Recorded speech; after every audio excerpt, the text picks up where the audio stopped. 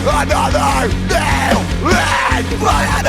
nail in my coffin! Hey everybody, it's your friendly neighborhood Uncle Pete, and this is my series, Nails in a Coffin, where we learn that with great kills, there must also come great nails.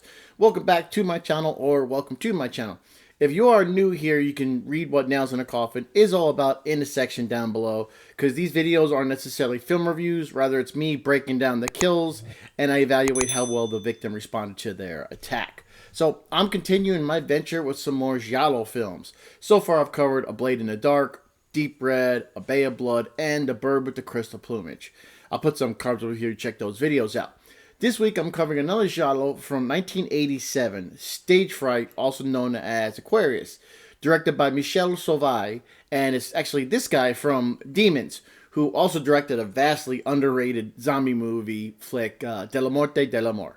This movie's about a group of stage actors who are locked inside a theater for rehearsal of the musical production. The director, Peter, he's a tyrant and he refuses that anybody leave without his permission. So to the crew, Alicia and Betty sneak out to have Alicia's ankle looked at after she sprained her ankle during practice. The closest place is a mental hospital where a nice doctor does treat her injury. But little do they know that one of the mental patients has escaped and he hides in the back of Betty's car and he winds up getting locked inside a theater with the entire crew. After getting her ankle looked at, Betty and Alicia go back to the theater. Alicia goes inside first, and when she sees the director Peter, he scolds her and fires her from the production for leaving. Once Betty gets inside, she's got to go back out to her car since she thinks she left the lights on. So she goes back to her car, but the hatchback is now open and it's starting to rain. She closes it and gets inside the car. She's startled by the theater cat that got inside of her car while she was looking around. So Betty, she seems pretty uncomfortable and she's looking outside around the car to see everything is clear. So she's ready to go back inside and she gets out of the car. She heads for the building, but she stops in her tracks, screams at the side of something, and then she's killed when Irving impales her through the mouth with the pickaxe. Our first victim to get nailed is Betty, and she only earned herself one nail in the coffin. You know, she did seem nervous while she was in the car. Maybe her spidey senses were tingling. Which is why I was kind of disappointed with her actions once she got out of the car. You know, she started walking back, stopped and looked at something, and she screamed. Then we saw the pickaxe, headed for her. But it's one of those typical slasher kills where the victim just kind of freezes in place, screaming, never even attempted a defense of any sort. She stood there and the entire pickaxe went into her mouth and out through the back of her head, killing her. She never used her arms or did anything. So when you do that, I really can't award any more than one nail in the coffin. Sorry, Betty. Now that she's fired, Alicia tries to leave, but it's still raining outside. When she gets to her car, she hears that theater cat, which name is Lucifer, meowing. She goes to take a look, and she finds Betty's lifeless body. She screams, runs back inside to tell everybody. The police are called, but they don't find a suspect or really do much. Peter thinks that the show must go on, that the publicity of Betty's death would be really great for his stage production. So he has Corinne lock the door and hide the key. So Irving, the escaped mental patient, is now hiding inside the building, and he's wearing the Night Owl costume, which was actually being used in the stage production. They're practicing a scene where Corinne is attacked by the Night Owl. So he grabs her and starts to strangle her. Everyone thinks it's part of the act, and they just believe Corinne is acting. Peter is screaming, "Go on, kill her, kill her!" Irving raises up a knife, and Peter's like, "Hey, what's the knife for?" But it's too late, and Irving plunges a knife into Corinne, stabbing her multiple times, killing her in front of everybody. By the way, Corinne had the key hidden, and she's now dead, so everyone is definitely locked inside the building. But I'm going to give Corinne one nail in the coffin. Now, she couldn't scream while she was being strangled. I mean, she was resisting, but everybody thought it was part of the show. When he had a knife above her, trying to bring it down, she still had the use of both of her arms.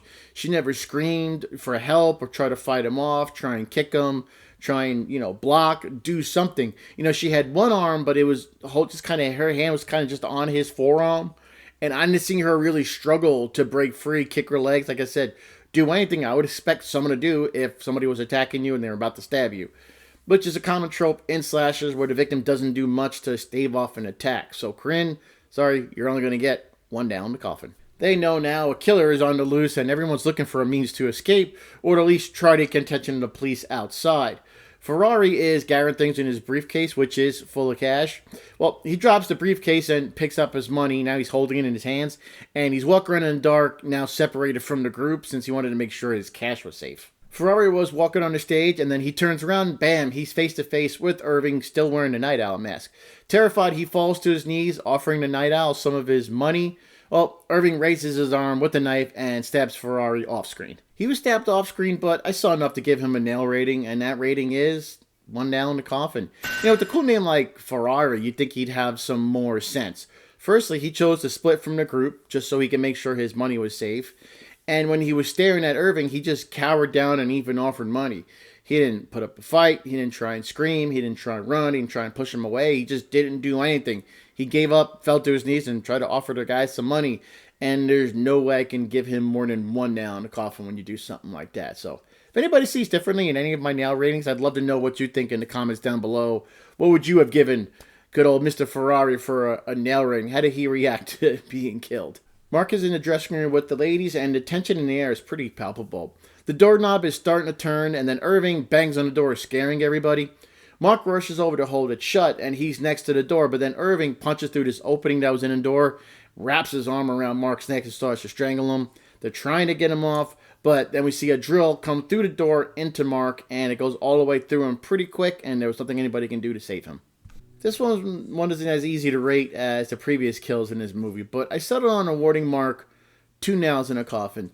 He acted quick to hold the door shut. He was protecting the women. I doubt he was thinking, what if Irving punches through this opening? From looks in this movie, they gave Irving, the crazy people strength moniker, since I don't think, he would have had to leverage to hold Mark against the door like that the way his arm was. So Irving's strength prevented Mark from avoiding the drill on his back. So imagining myself in Mark's situation, I probably would have attempted to use my legs for leverage. However, I got to put blame on the women present because they really didn't exert much of an effort by removing Irving's arm from Mark. They could have scratched his arm, grabbed a finger, try and break it. But despite the chaotic situation, it was evident that he was protecting the women and he tried to distance himself from Irving. He just wasn't really good at it. But taking everything into consideration, I'm going to give him 2 nails in the coffin. This is another one I'd like to hear your thoughts. The rest of the group then proceeds to the workshop to search for items they can use as weapons for self-defense. They head to the main stage and they hear something from above, and Peter shines the spotlight up in the catwalks, and there's a night owl. So a chase ensues with Peter and Danny each going up either side of the catwalk trying to corner the night owl. I love the shot of Peter running across the catwalk. Really well done scene. Danny and Peter meet at the other end of the catwalk, and Peter thinks Irving is hiding behind his door. He kicks open and heads inside with the other people following behind him. Up in this attic area, they're searching for Irving, and back in the corner, Peter sees someone in an owl mask. He rushes over and slams the axe into the person's neck and chest 3 times, killing them. Danny pulls Peter back, saying that's enough, and then they see that the person's hands are tied together. Peter removes the mask, and it's Brett, one of the stage actors originally playing Night Owl, till Irving stole his gimmick. I'm going to give Brett a pass. We didn't see how he was taken by Irving. He was gagged and bound when we saw him, and I don't have anything else to go on to rate his death. It was on screen, but the predicament he was in, there was nothing he can do, so Brett is going to get a pass. Sybil is still freaking out, and she's standing on some rotted wood planks, but then arms reach up, grab her by the legs, and they pull her down. She's hanging on by her fingers. Danny rushes over and starts to pull her up. He's trying to all his might to get her, and he calls over Peter for some help. Peter does get there and helps Danny pull Sybil up, but they are able to pull her up, but it's only half of her. She was cut in half at the waist. Sybil earned herself 2 nails in a coffin. She was in the wrong place at the wrong time, and she did try and pull herself up. She was holding on by her fingers till Danny got over there. I did find it odd that it never looked like she was being cut in half with the chainsaw, but then again, I'm not too sure what that really looks like. She was in hysterics since all the killing started, but I really didn't see any foolish actions from her that contributed to her downfall. So she's going to get 2 nails in a coffin, 1 for each half, I guess. Her boyfriend, Danny, is devastated, so he takes off his belt and jumps down that new hole in the floor to go after Sybil's killer. He's walking in the darkness, and from the side, he's attacked by Irving, the Night Owl. And Danny was knocked down, and Night Owl gets him with the chainsaw, also cutting him in half, just like he did his girlfriend. Danny was killed in the same manner as his love, but he's not going to get the same nail rating. I'm only going to give him 1.5 nails in a coffin. I commend the guy for going after the killer of Sybil. Awesome. But he didn't have any... He should have grabbed his weapon from that he had earlier. So I guess he was just going to use his belt. However, on the other side of the coin, I think it was foolish of him to jump down into a dark space with someone to have a chainsaw not really preparing himself. He was a little rash. And looking at both sides of the coin, I'm going to have to split the difference and give Danny 1.5 nails in the coffin. Peter and Laurel go back down to the main stage, and Peter is trying to break the door down with the axe. The Night Owl stealthily approaches from behind holding the chainsaw, and Peter throws Laurel at him just to slow him down, and she's hurt by the chainsaw and falls to the floor. Peter's plan didn't work too well. The Night Owl is slowly approaching him. Peter's holding the axe, and Irving is getting closer and closer with the chainsaw. Irving raises the chainsaw up, brings it down, and cuts off Peter's arm. He falls to the floor, then Irving brings the chainsaw up to Peter's neck. Peter grabs for the axe with his other arm, but Irving gets it first, and then he uses that axe to decapitate Peter. I'm only going to give him half a nail in the coffin. He was holding an axe, and he allowed Irving to get so close that his arm was easily lopped off with the chainsaw. A chainsaw is a relatively slow weapon, and all Peter had to do was hit that saw blade with his axe, and the chainsaw probably would have been nearly ineffective. What I find puzzling is why he allowed Irving to get so close without attempting to defend himself, swing the axe, do something. He had the better weapon, in my opinion. But he only cared about his life and screw everybody else, I guess. And instead of trying to get the person who just killed your entire cast, he wanted a reason with the killer to be let go. That was all kinds of stupid, and this moron barely deserves that half a nail in the coffin. Next, Alicia, she wakes up after she was knocked out by a confrontation with Laurel earlier in the film. She's walking around the stage and she can't find anybody. She notices a trail of blood and she starts to follow it to the shower room. There she finds a wounded Laurel. Alicia's trying to ask Laurel where everybody is, what happened, but Laurel is too wounded to answer because of her injuries. Hearing Irving get closer, Alicia, she hides in one of the adjacent shower stalls. Now, also following that trail of blood, Irving finds Laurel in the shower. He picks her up slowly and then also slowly stabs her in the stomach with a knife, ending her life. Laurel is our last confirmed on-screen death in Stage Fright, and she's awarded 2 nails in a coffin, mainly because she did get away from Irving while he was killing Peter. Not sure to the extent of her initial injury from the chainsaw. I can imagine it was pretty bad. I mean, there was significant blood all over the place. I don't know how you get a minor injury from a chainsaw. And when Irving got to her in the shower, she was pretty much weak from blood loss, and her injury. It wasn't her fault getting injured. That responsibility falls on Peter for pushing her towards Irving. She did have a survival instinct, and that earns you some points with nails in a coffin. She was obnoxious and rude, but here I can't let that affect her nail rating. I just didn't see her make any stupid decisions that made it easier for her to get killed. She did what she could with what she had, so I feel that 2 nails in a coffin is a pretty good rating for her. After Irving drags Laurel's body away, Alicia continues to look for the hidden key so she can get out of the building and to the police officers who are outside. She's in the security office, and while looking through a desk, she finds a set of keys, and in the same desk, she also finds a pistol, which she wisely takes with her. After the final confrontation between Alicia and Irving, he's supposedly dead after falling down from a catwalk and being set on fire. So the cops are called, everybody is supposedly safe. Next morning, Alicia returns to the theater to find her missing watch. She's led in by a man named Willie. Willie says only 8 bodies were found when there should have been 9, including Irving.